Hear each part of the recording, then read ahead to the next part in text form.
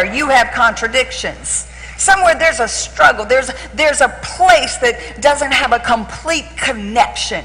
There's disconnect. So the reason it's so easy or not so easy to identify the elder brother as it is with the prodigal son is because his behavior, his attitude, his outlook is what we would call passive aggressive. So when something is passive aggressive, it's very covert. It means it's not openly displayed. It's not, because no one wants to just derail their life or train wreck everything. That's pretty easy to identify. The hard one to see is when I'm the elder brother and I look right on the outside and everything seems put together. I mean, it's packaged good, but on the inside, I've got some real issues. Acceptance. So I've put this thing on me, whether it was formed in me by the way I was raised, especially within the church culture, that I have to be accepted. And if you really see my issue, my real problem, you won't accept me because you're going to judge me that I don't really have faith or my faith is not really working. So let me get in your business for a minute, because this stems from environments where it's not safe to expose your frustration. It's not safe to expose your anger. And you know, if we were all to take off the mask, the disguise, and get real right now, that for the most part and at large is how the church is. That it's not safe. Don't make me talk to you about church right now.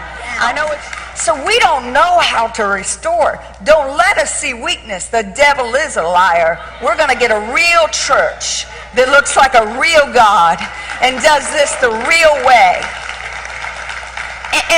And so it stems from environments that are created that it's not safe to show that I'm frustrated. It's not safe to show that I'm angry. And so you're, as a believer, for the most part in church, we are formed with a culture because we learn to adapt to the culture that we're placed in. We're formed with a culture that I'm not supposed to be mad. I'm not supposed to get angry. I'm not supposed to be upset. I'm not supposed to be frustrated. After all, you have faith. Come on, you know you have faith, and you just walk by faith and not by sight. And put your praise on, girl, and what is wrong with you? I know I've got a word. I know that. I know that God is faithful. I know that I've got angels dispatched around me. I know I'm led by the Holy Spirit. I know I'm spirit-filled. I know I speak in tongues. I know I love God. I know I've done many 40-day fasts, 21-day fasts. I know I spend more time with God, but because sometimes life doesn't turn out the way that I thought or wanted or desired it to. And I'm not saying God sent. I'm not saying it's all God sent, but it will be God used. So what do I do if I don't have a place where I can express my feelings of confusion and frustration when my daughter dies, when my marriage falls apart, when my reputation gets train wrecked, when my business starts to collapse, when my body is full of disease? I know everything's good with you because you got your perfect little faith.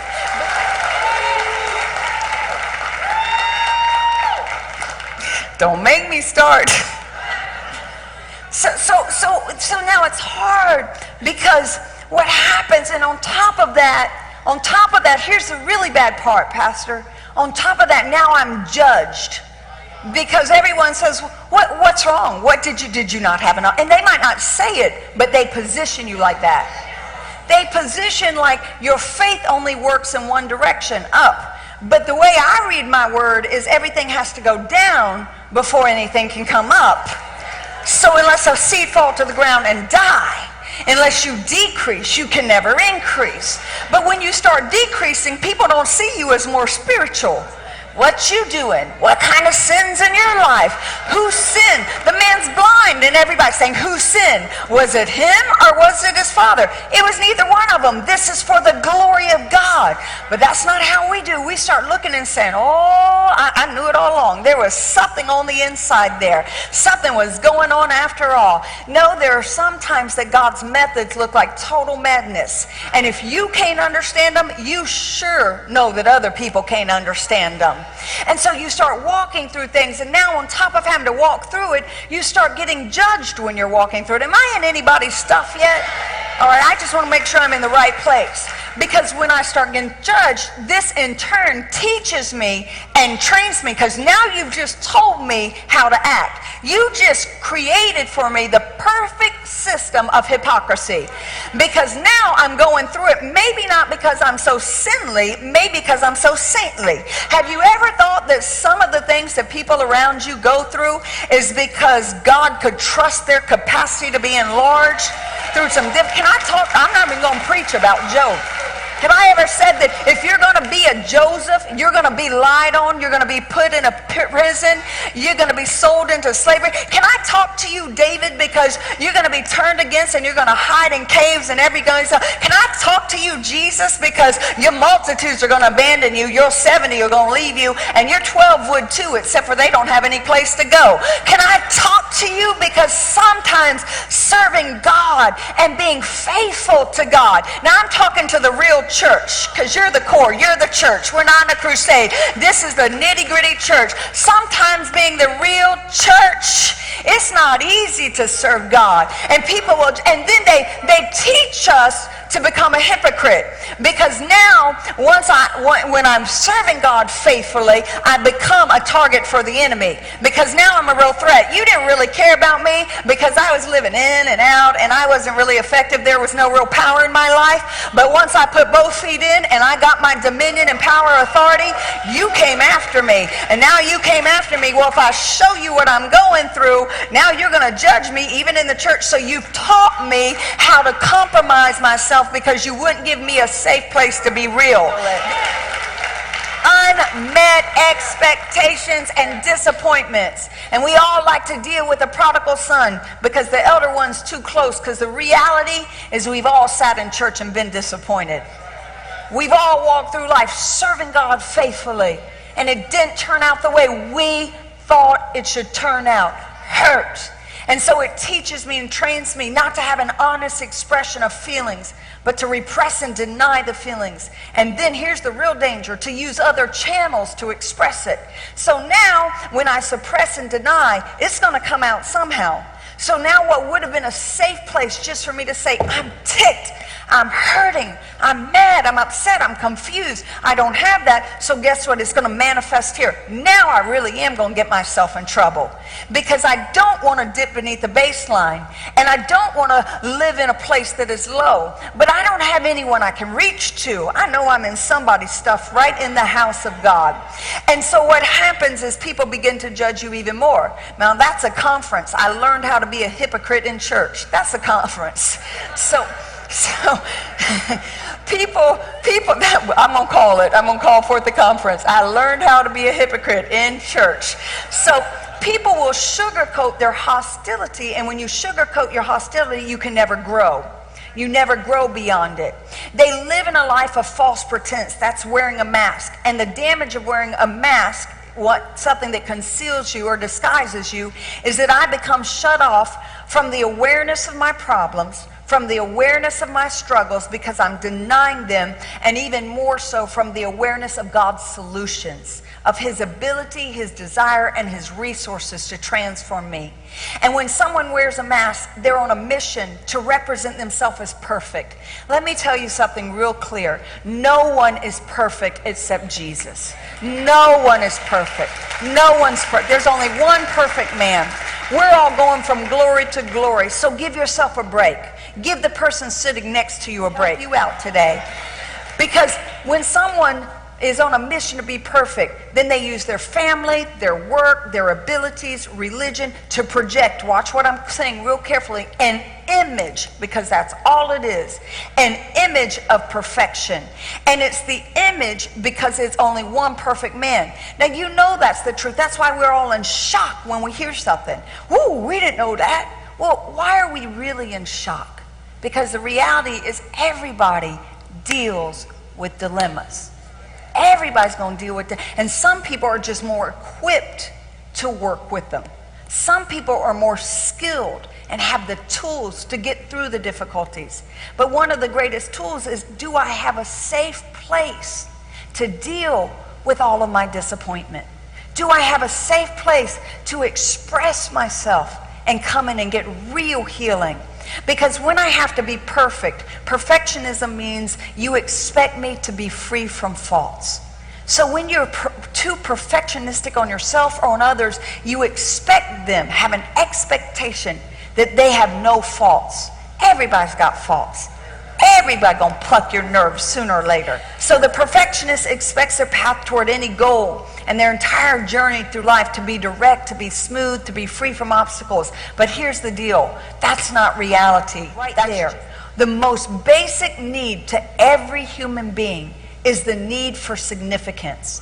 Because significance means I matter, I have value. Significance says I'm worthy, that I'm not an accident, that there's value to my life. More than wanting money, more than wanting any other thing, they say that the number one motivator in everyone's life is to feel significant, that I have purpose, that I have value. And so if the most need in a person's life is significance, and if we have this expectation of people, especially in the church, that faith produces a certain outcome, because my way of believing is that your faith carries you through life, faith doesn't prevent life. But if we paint this picture of I have to be significant and my faith produces a certain outcome, then here's the problem. Maybe that's why we perpetuated a structure that is sick and systemic.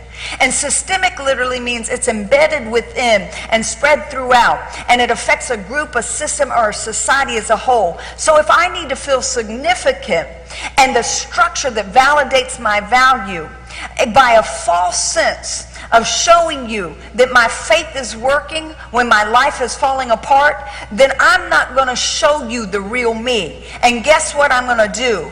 I'm going to be a hypocrite or have a false appearance because it's not safe within this systemic structure, because we look like we don't love God enough or have enough faith, and something's just wrong and jacked up about that. I wear Jesus 24/7. Jesus is a healer. I believe him. I have faith. I trust him. I lay hands on the sick. I watch them recover. I see the dead raised. And I also buried my daughter. And here's one of the things I've noticed in pastoring. I've noticed something that's kind of troubling to me. That too often the church seems to be so preoccupied with the dysfunctional. It's the bad boys that get all the attention. And I kind of understand why. We focus our efforts and the type and shadow of the prodigal son. And I get why we do that, because it's a quick way of giving people a picture of how much God can do to the obvious for all that. But I have a little bit of a challenge when we only display the dysfunctional, because we forget about the ones who have been faithful, and we don't say anything about the man who keeps going home 38 years, night after night, working his behind off, providing for his family, making sure that his wife has a meal on the table. Now, we talk about the testimony of the mom, and I'm grateful that God provided for the single mom, but I'm real thankful for the man who stayed there 38 years and kept providing and kept going and kept bringing his family to church. I'm really thankful for him, and he's not the one that gets all the loud applause and the praise, and he's not the one, and she's not the one when she stood through thick and thin and kept on loving instead of hating. And I'm glad for the prodigal son. I like his testimony. But what I'm concerned about is we neglect the faithful here. The problem in doing that, instead of complimenting those who have stayed, those who are faithful, we continue to promote those who have been dysfunctional.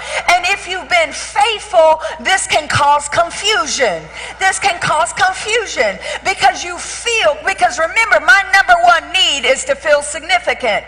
And so you feel, now I'm going to bring it home, guys. Ready?